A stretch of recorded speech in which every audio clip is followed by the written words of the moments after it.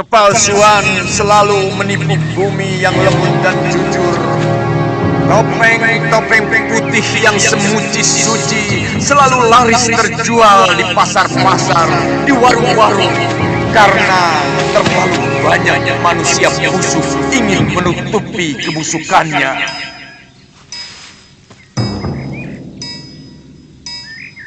Kakang Dipangga.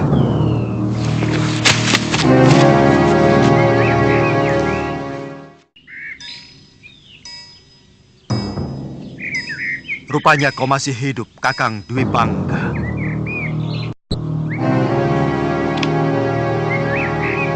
Dendam adalah kawah gunung berapi yang tidak pernah padam.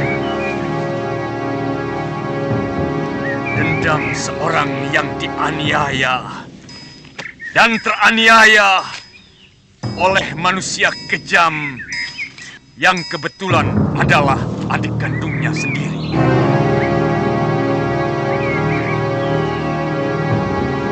Dewa!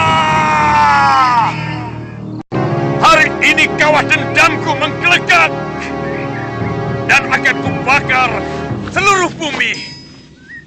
Kau telah meracuni anakmu sendiri, Kakang Dwi Pangga. Tidak cukupkah